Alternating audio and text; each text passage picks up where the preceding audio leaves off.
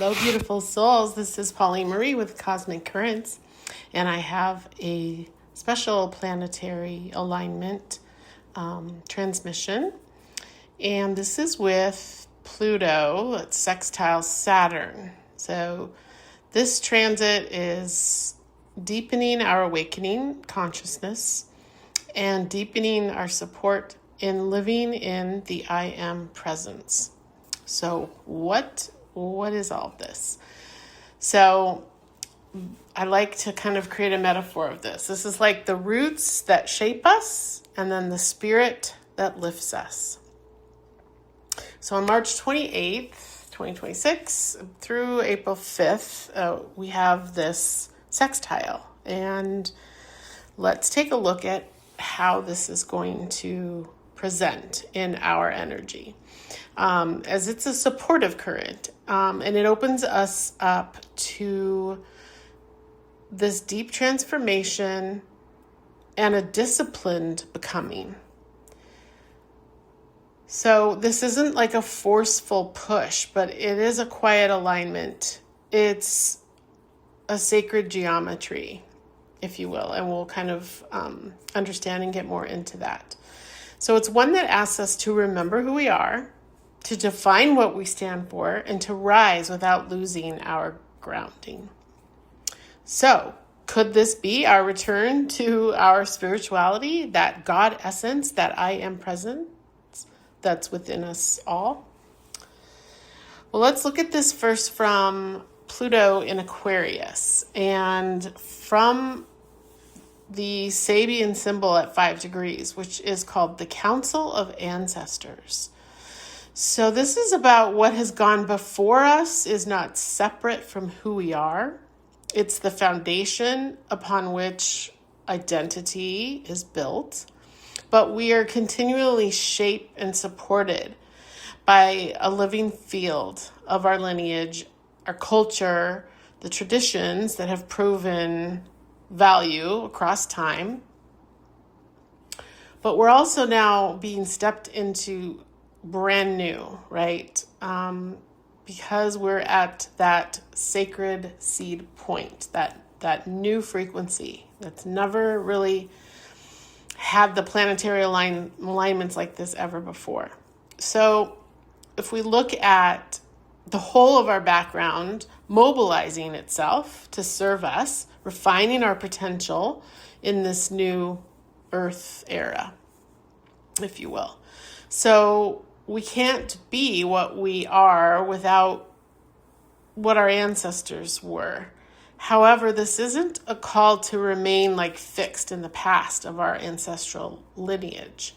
This is the path that we walk, that yes, it's been well walked by those pioneers, but they are now innovated. They are now enlightened. They are now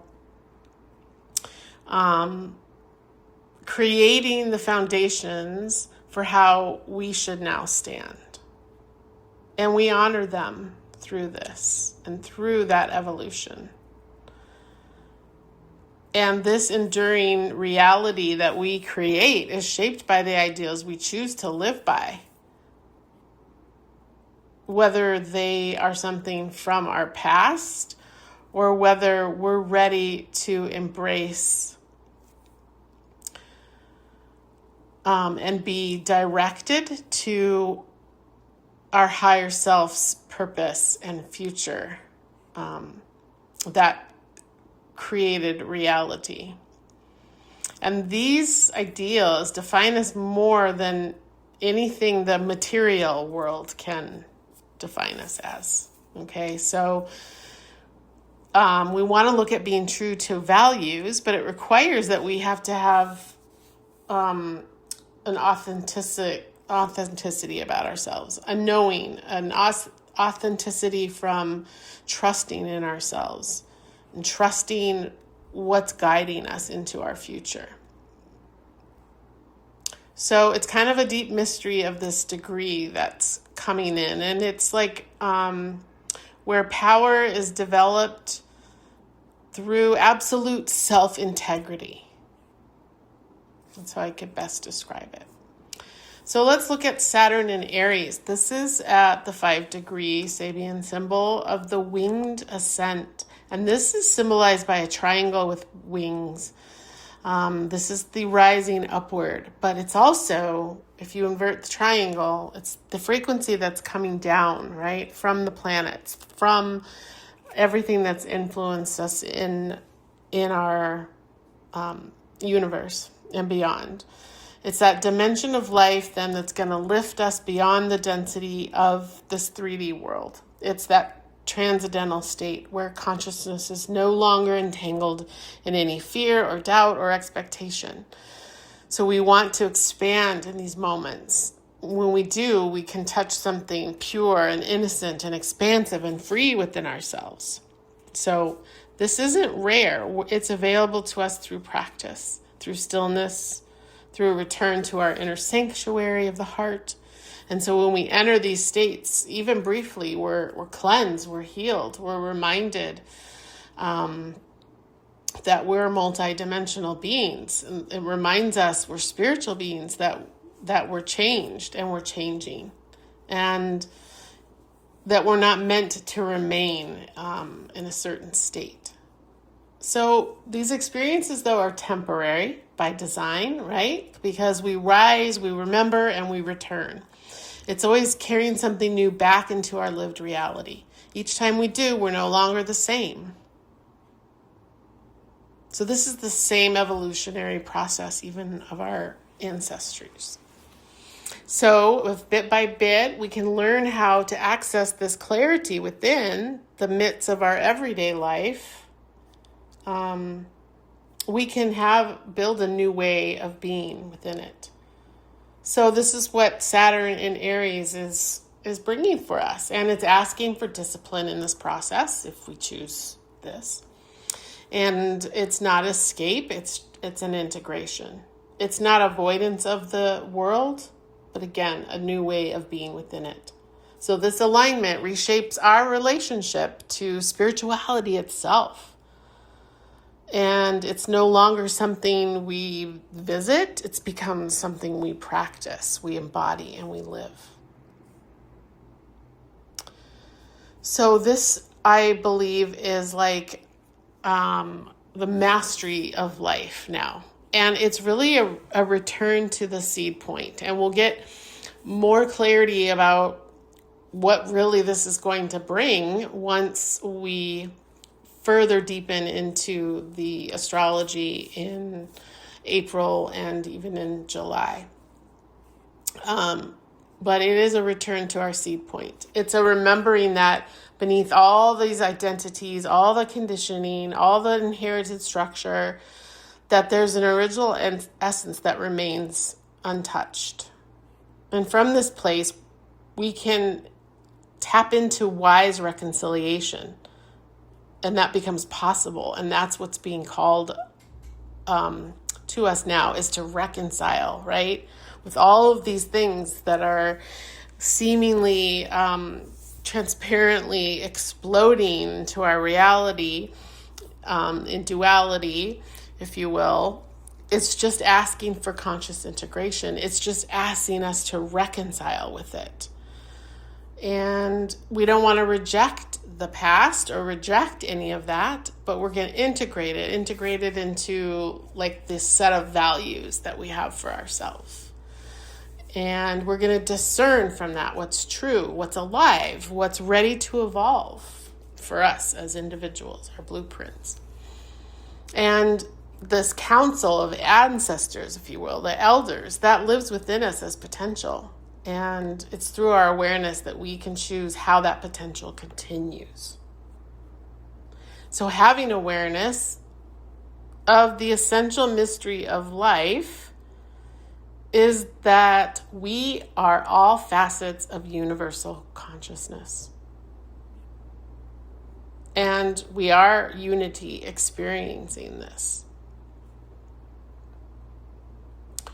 So from this longing, we can develop a taste for more of a transcendent state of being. We come to see that our complete life journey, a holistic picture, be seeing the whole picture, focusing on the whole picture. we understand that it's now directed. It's directed by a divine guidance, a divine power. And it's guiding us back to where we came from so that we can one day reside in that elevated state of being. Truly, this is my belief and my perspective on what, from a holistic perspective, what we're really here for. And it's that return to us residing in that high elevated state of being, that transcendental being, state of being. So the triangle here, as we talked about, that winged ascent, it is a triangle. And it's a sacred indicator of spirituality. It's 3, right? And it reminds us there's always an upward movement available. And so we can put all of that into play into our lives through meditation or stillness or devotion to our inner world. And we can be lifted beyond this density of worldly concerns. We can begin to experience spirituality not as a belief, but as direct contact and an inner elevation, So this is the practice of the I Am presence. It's a return to pure being. It's a space where identity softens and we begin to touch the field of the non-self. Again, not as escape from life, but as this reorientation within it. So each time we enter this state, something is restored. And over time, we begin to carry that presence into more moments in our lives. This is truly what I believe is living in those higher states of consciousness here on Earth.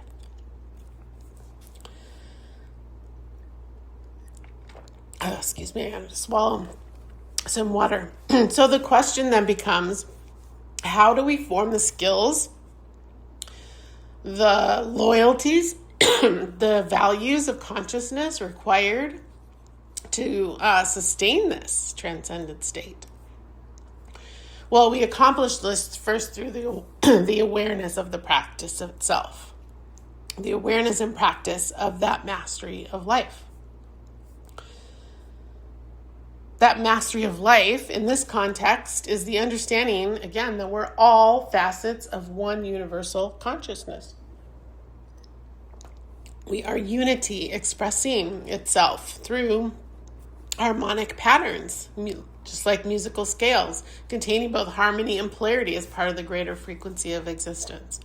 It's the knowing that we're guided back to ourselves, our individual seed points, so that we may witness our lives as part of this greater divine orchestration.